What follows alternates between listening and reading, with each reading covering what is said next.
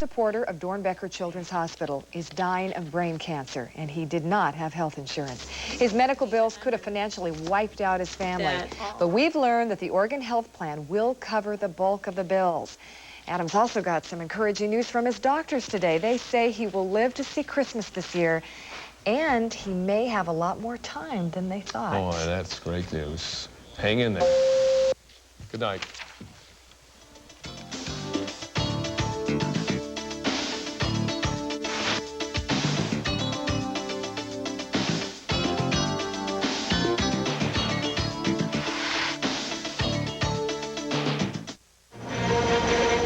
In Washington, a brand new budget crisis. Negotiations break down. The government heads for a shutdown again. Hurry up and wait.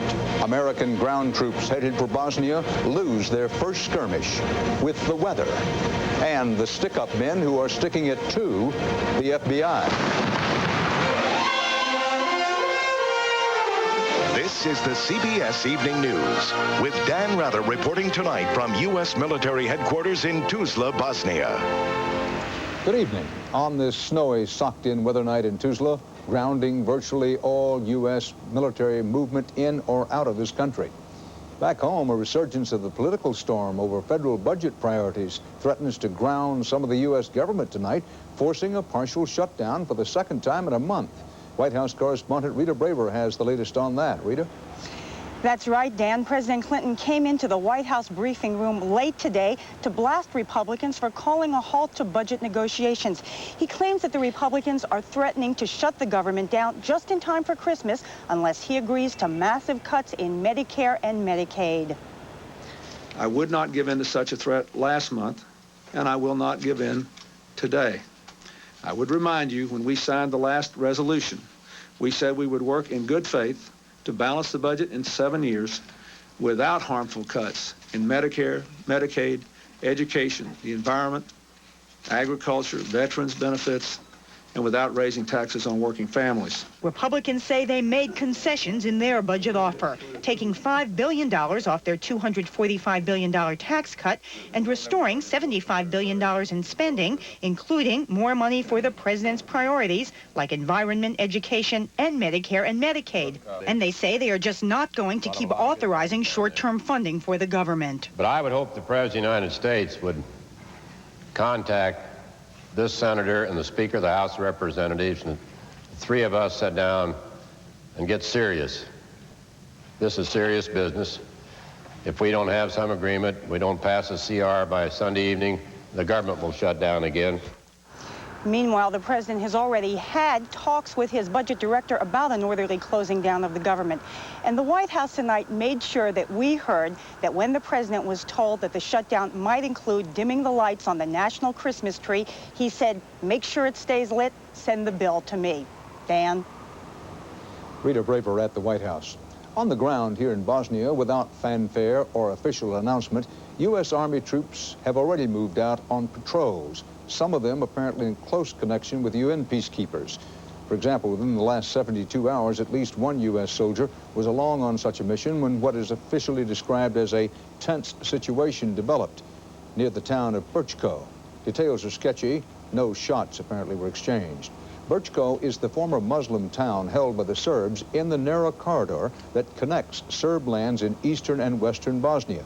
Brčko was the one territorial dispute that was not settled at the Dayton talks, and it will be a danger zone for U.S. troops in the NATO force.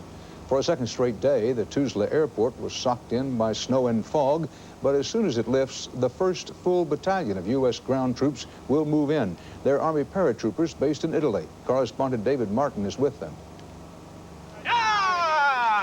The first of 850 paratroopers headed for the airbase and the planes that will carry them into Tuzla.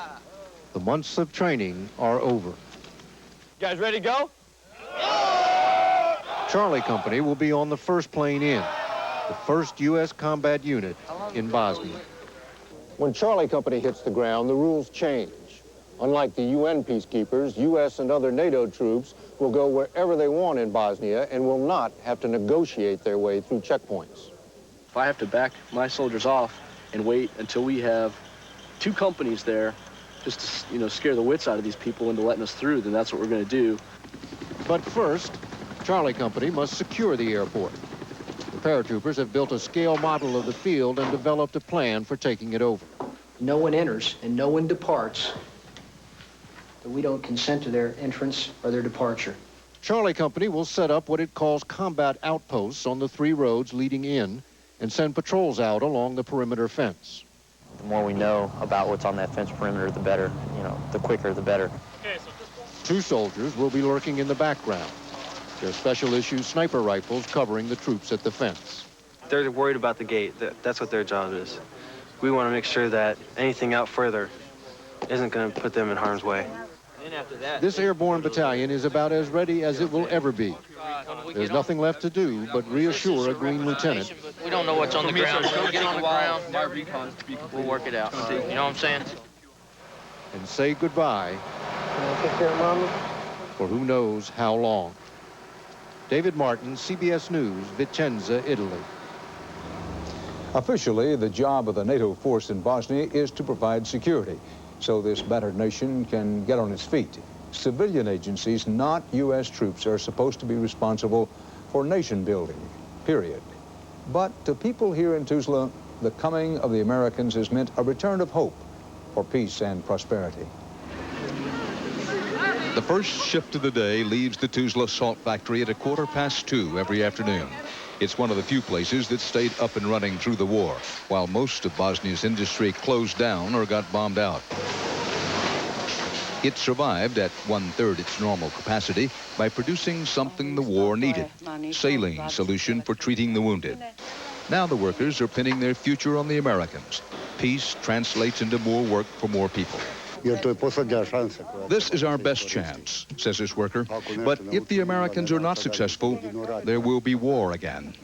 The Serbs used to buy salt from Tuzla's mines and buy a lot of other things here. They're expected back, and that's where the Americans come in. The hope is that a lasting peace, kept intact by the 1st Armored Division, will spring Bosnia's economy back to life. The hope, here in Tuzla and elsewhere, is for a peace dividend. But that isn't going to happen overnight. In the meantime, survival here is hand to mouth. It is especially difficult to survive a Bosnian winter. It costs money to stay warm and to eat.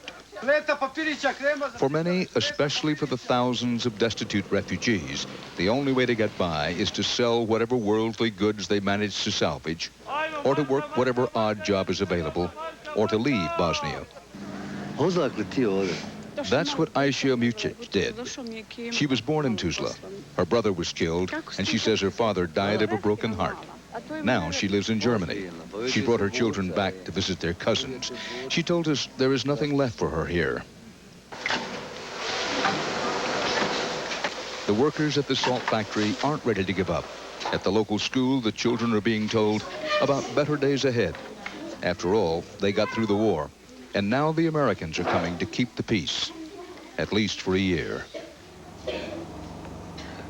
We'll have more on this pivotal week here in Bosnia later in the broadcast. Straight ahead, Bob Schieffer in New York with today's other news, including today's escalation of the Whitewater subpoena showdown, and also coming up, why these fugitive bank robbers are on the FBI's personal most wanted list. How much closer are our precision heads? Our innovative lift and cut system? How much better is the latest Norelco? In a word, we've never brought you closer. The Norelco Razor, our closest shave ever. Always brought me luck.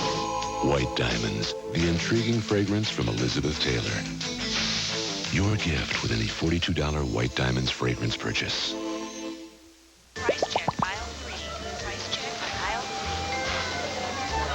Hey, that was my idea. Sorry. Plump, delicious Sunsweet orange essence pitted prunes. Sunsweet, always a sweet idea. I'm 62. Can I still help prevent osteoporosis? It's never too late for Caltrate. Caltrate Plus has the extra calcium you need, plus 6 nutrients essential for healthy bones, whatever your age. It's never too late for Caltrate. President Clinton and the Senate Whitewater Committee could be heading for a constitutional showdown in court. The stage was set today when the White House defied the committee's deadline to honor a subpoena for documents. The next move is up to the full Senate, and Phil Jones has our report. The committee demanded, and the White House defied.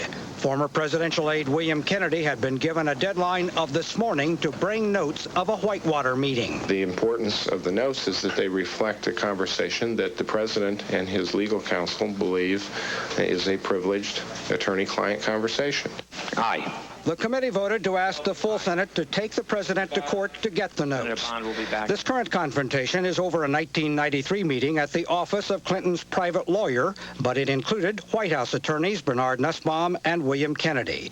It happened shortly after aides had learned the Clintons had been named as possible witnesses in a criminal investigation of a failed Arkansas savings and loan that helped them finance the Whitewater land deal. If the White House lawyers gain non-public government information about Whitewater and then pass that information on to President Clinton's personal lawyers, that would be a clear violation of law. Democrats voted against going to court, but Senator John Kerry went out of his way to explain his no vote. I am not suggesting by this vote that I am filled with confidence by every witness who's appeared here, or that even that the White House could not have perhaps facilitated some of the flow of information at time. I think it could have. In fact, one of the most frustrating witnesses for those probing Whitewater has been the First Lady's Chief of Staff, Maggie Williams. That you don't recollect very significant events that transpired. If I did not remember, I did not remember. I am not going to make it up because it doesn't fit what you think. What I recall is what I recall. The White House bristles at any comparison of Whitewater and Watergate, yet two of those in the eye of the storm have to remember Watergate because their names are listed right here in the Watergate history books. Bernard Nussbaum and Hillary Rodham, then young lawyers on the Nixon House Impeachment Committee. Phil Jones, CBS News, Washington. At the federal courthouse in Washington, Joe Waldholtz, the estranged husband of Congresswoman Enid Waldholtz, told reporters he is now cooperating with authorities investigating a check-kiting scheme involving the couple's bank account. But he says he still loves his wife and daughter. What would you tell her if you did? Same thing I've said from day one, that I love her, and I love Elizabeth. Even so, Justice Department sources say he is discussing a deal to plead guilty to a lesser charge in return for testifying against his wife.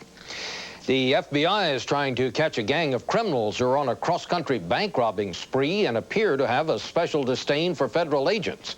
The thieves are very good at what they do. In fact, they may set a record. Scott Pelley has our report on that. The man behind the mask is part of the most successful robbery gang in years, a gang that also may be a principal fundraiser for terror in America. It is a bomb. They're going to move it. They call themselves the Midwestern Bank Bandits, known for their bombs and a series of clues left in getaway cars that suggest a connection to right-wing extremists. Sure, they're dangerous, very dangerous. And the important thing is we don't know why they're accumulating this money. Of course, it's obvious everybody likes money, but are they associated with some extremist group and gathering money for another purpose? That's what's also very frightening. The bandits have nothing but contempt for federal authority. Caught repeatedly on bank security cameras, they often wear FBI and ATF insignia and buy getaway cars using the names of FBI agents.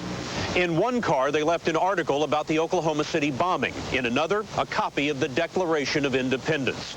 The names they use when buying the cars are those of FBI agents who are involved in counterterrorism or investigations of right-wing hate groups. The bandits have taken more than $250,000. In less than 2 years, they have hit 18 banks in 7 states, from Nebraska to Ohio. It's a rate of nearly 1 bank a month. They used Santa suits for disguises in a heist last December. This spring, they left a bomb in an Easter basket. Now they're taunting the FBI with letters. This one nominates Agent James Nelson as a hero for his honesty and patriotism and names him the bandit spokesman for 1996. 26. They have done a pretty good job. And two, they've gotten very lucky. The suspects have been sketched from witness descriptions. There are at least 3 robbers, maybe more. If the FBI doesn't catch them soon, the bandits could be on their way to breaking the all-time Midwest robbery record of 25, a record now held by Jesse James. Scott Pelley, CBS News, St. Louis.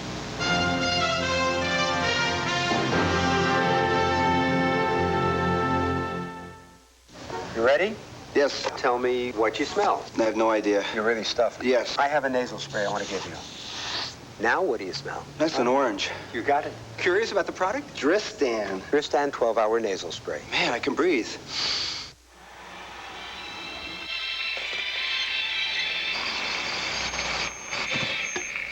If you've been drinking Ensure, there's a little something you should know. Sustacal has more protein, less fat, and about twice as much calcium.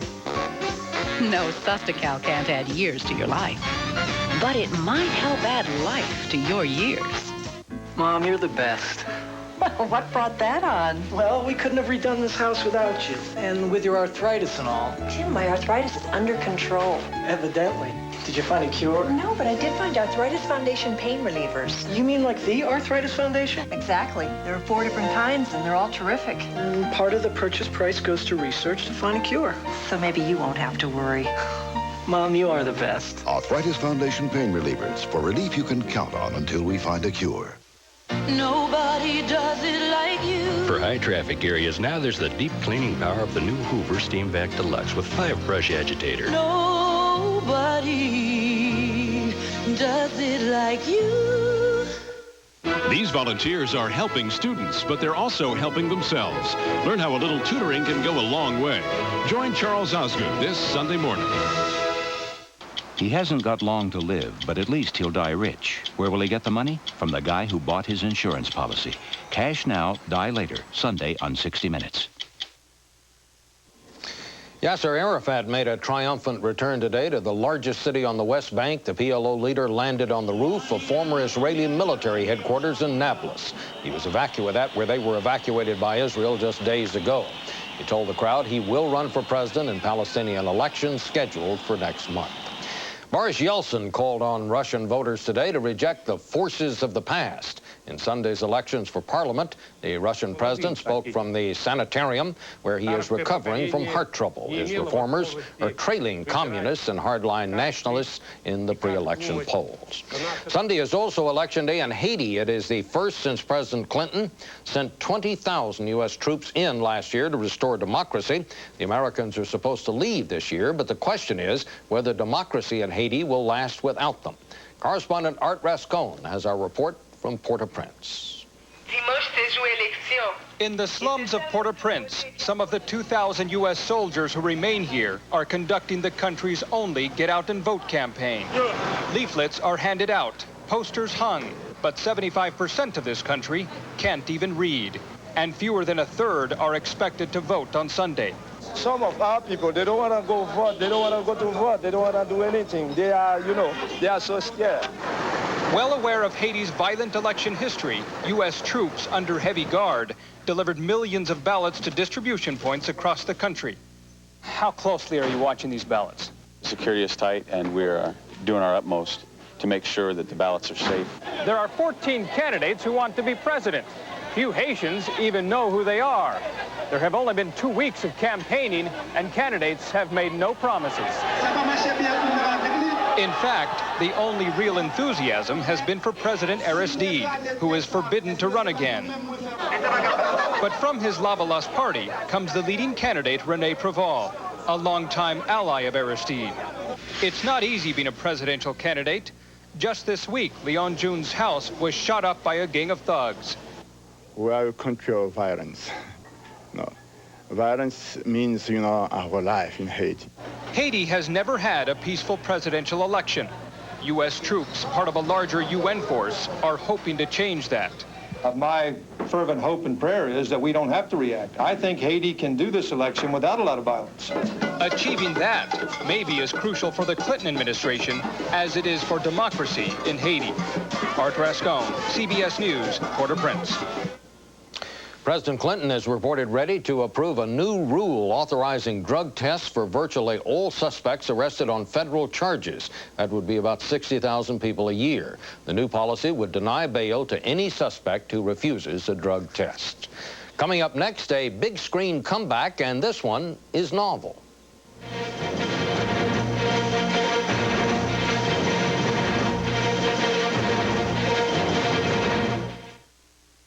Hey, Remington, shave this. The Remington Triple Foil. The only shaver with 3 micro screens now has a 50% greater cutting rate. If you can grow it, we can shave it. And for women, a silky smooth shave in or out of the shower. The Remington Wet Dry.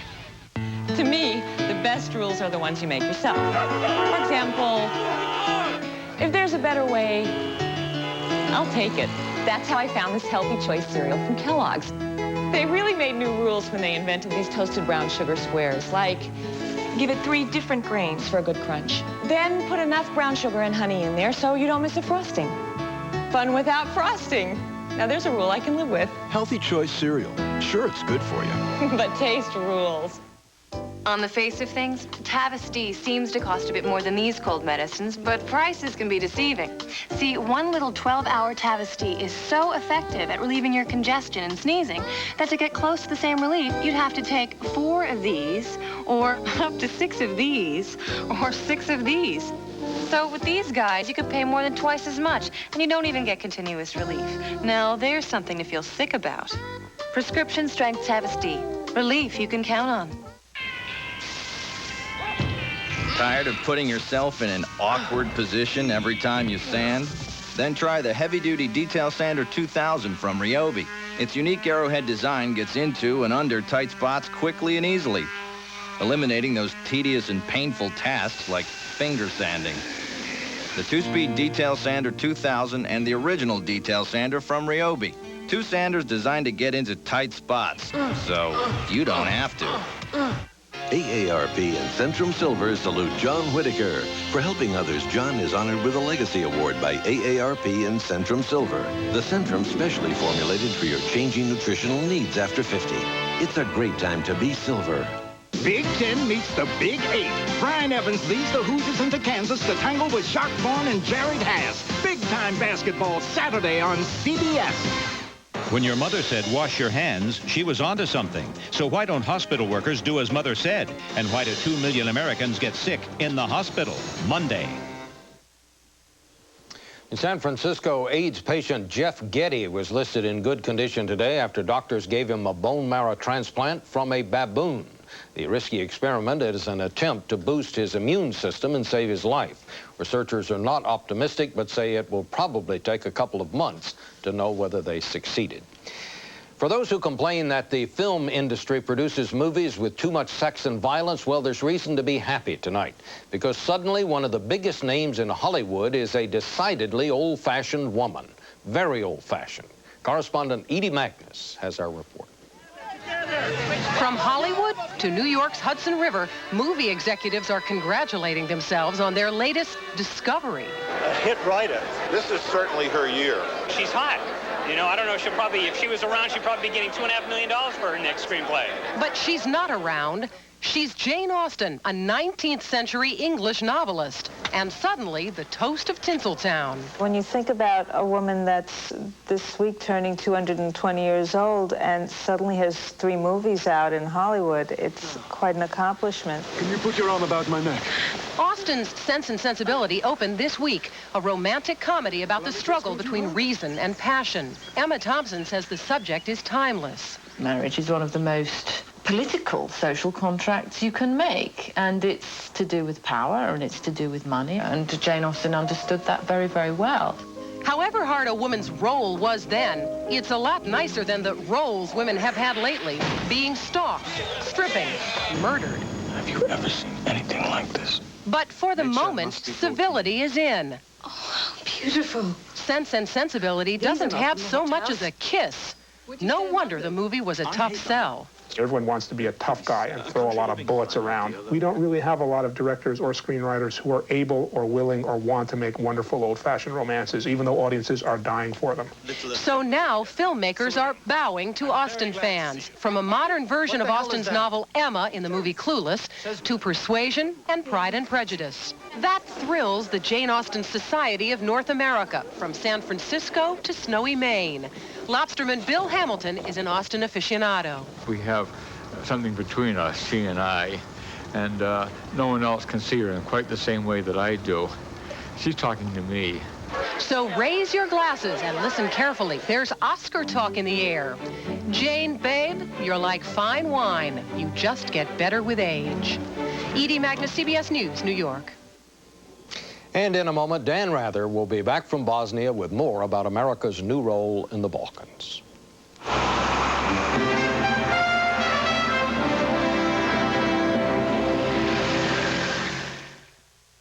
Finally, great popcorn from your microwave. Presto Power Pop Microwave Multi-Popper. Pops virtually every kernel. Pop with oil, pop without oil. Nothing pops like Power Pop. That's why it's endorsed by Orville Redenbacher. From Presto, here's a great big idea. Salad shooter. From Presto, professional salad shooter slicer shredder. Big capacity and power. Special blades to point and slice thick, slice thin, shred, even ripple cut. Right where you want it. Salad shooter. From Presto. Every holiday season at Mailboxes, etc., 2 customers bring in 30 dozen shortbread cookies for us to package and ship for them. I do most of the cutting, and she does all the finishing touches. And we both watch the oven. They have to be packaged very carefully. They don't even jiggle. They don't juggle. They fix them, stabilize them. They got their all in one piece. Not even a grain of sugar off. Depend on Mailboxes, etc. It's not what we do, it's how we do it. Come on, guys. Hi, Fran. How are you? Coffee and a jelly fill. Complete bran flakes. She stares like I can't make a change. What's with you? I look like this when I joined the force? Well, no. I eat junk all day. I come home, I say I'm going to work out. I never do. I got to do something. Thousands of people have started turning their lives around with 4 little words. Kellogg's Complete Bran Flakes. Hey, Fran. Can I make a switch here? I feel like I'm married to you. Kellogg's Complete Bran Flakes. It's a start. Something's been overlooked in the design of women's razors. The woman. But there's one razor that adjusts to your legs and underarms, even bikini line. Norelco's Silhouette, the first razor designed to shave a woman where a woman shaves.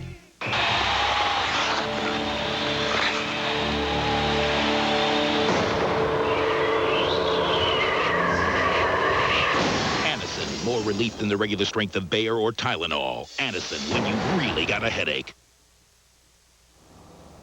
Back here in Bosnia, 2 images tell you a lot.